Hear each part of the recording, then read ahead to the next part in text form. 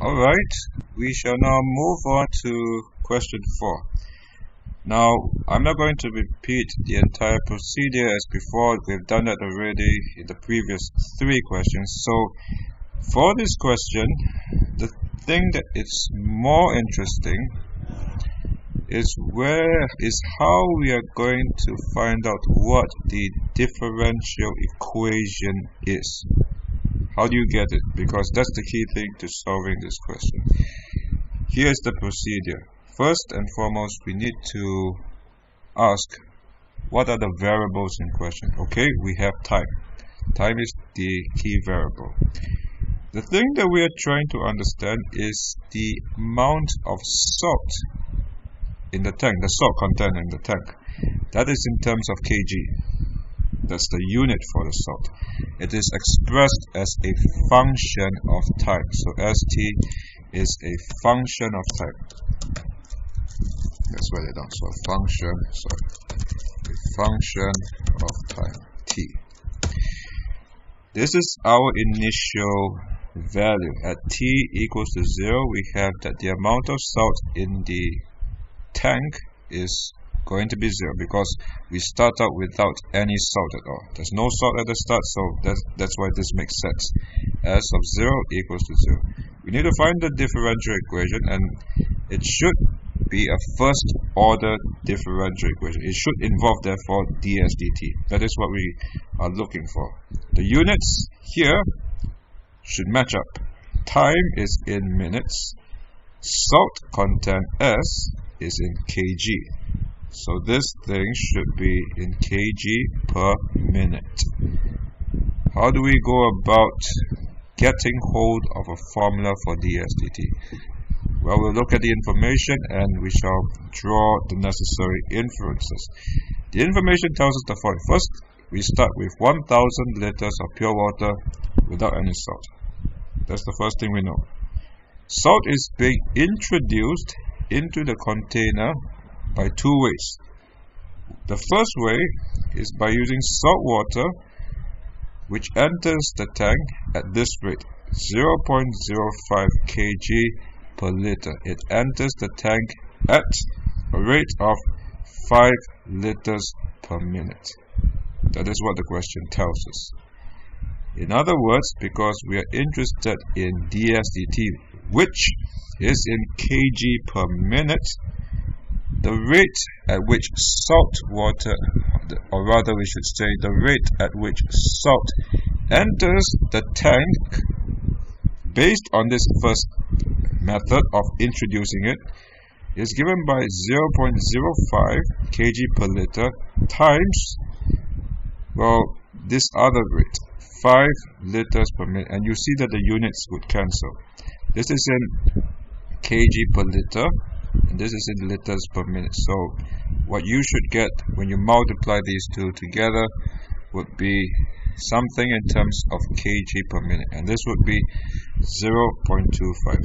The first is a ratio of salt content to unit volume of water. The next rate is a rate involving how fast the water is being introduced into the tank per unit time, which is in minutes. Therefore, taking these two things together, you would get the rate, when you multiply them, at which salt in terms of kg is entering the tank per unit time, which is in minutes. So that is our first rate. So that's the first method in which we are introducing salt.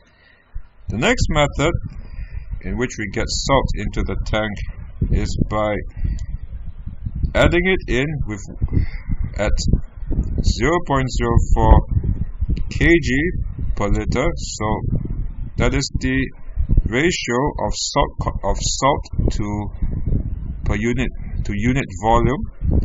It enters the tank, and this is the rate at which the water enters the tank. Volume per unit time.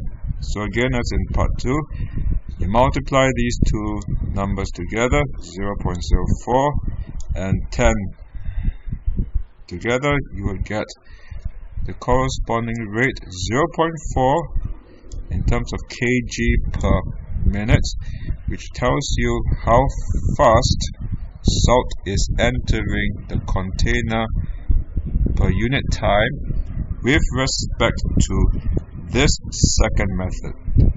So we have these two methods in which salt enters the container, the tank.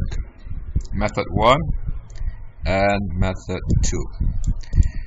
This is not the full story. We also understand that salt water is also leaving the container at a certain rate. It's leaving at 15 liters per minute. Here's something that we need to take note of. The rate at which salt water is entering the tank in terms of liters per minute is the same as the rate at which the salt water is leaving the tank. Well, just take a look at method 1. It's introducing water into the tank at 5 liters per minute. In the second case, it's introducing water into the tank at 10 liters per minute. 10 plus 15, as you see down here, is precise 10, or 10 plus 5 is precisely 15. But the rate at which it is leaving is precisely the same. It's also 15.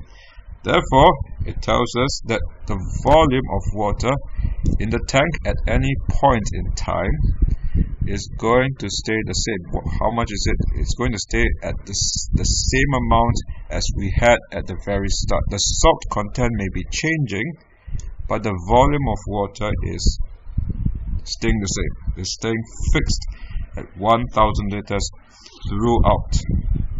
That is a point to take note of. So that is what we have.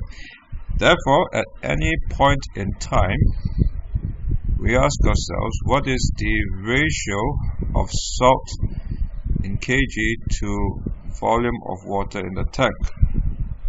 Well, the ratio is precisely going to be the amount of salt in terms of kg at that time divided by the amount of water in the entire container, which is 1000 liters. That's what we know.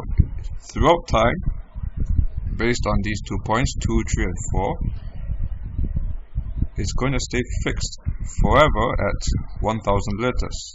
So this is what we know. This is the ratio of salt in kg to water, to the volume of water in the tank. It's going to be given by this particular function in terms of kg of salt per unit volume of water in liters.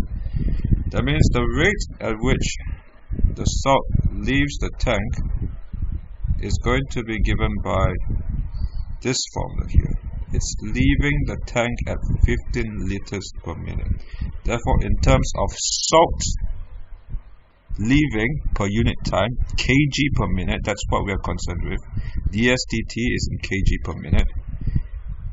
It is going to be given by 15 in terms of liters per minute times the other quantity, the amount of salt in the container per unit volume, kg per liter, and what you get at the end is in kg per minute. So this is the rate,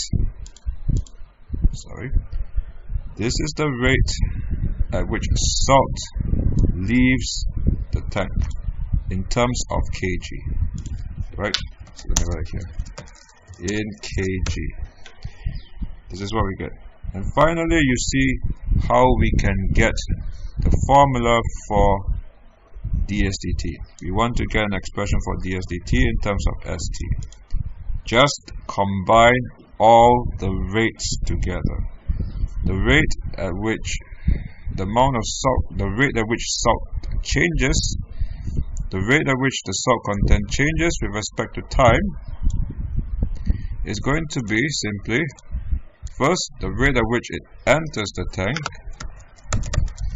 minus the rate at which the salt leaves the tank. That is straightforward enough.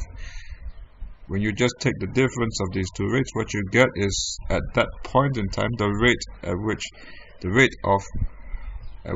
the salt content is changing at that point. In other words, we combine everything together, and dSdt, the instantaneous rate, is given by 0.25 coming from method 1, that's here, plus the rate coming from method 2, 0.4, it's also here, minus the rate at which it is leaving the tank, 15 times S of t divided by 1000. And that is our differential equation. You simplify it, you get this particular formula for ds dt in terms of st. And you can certainly solve this in terms of separation of variables.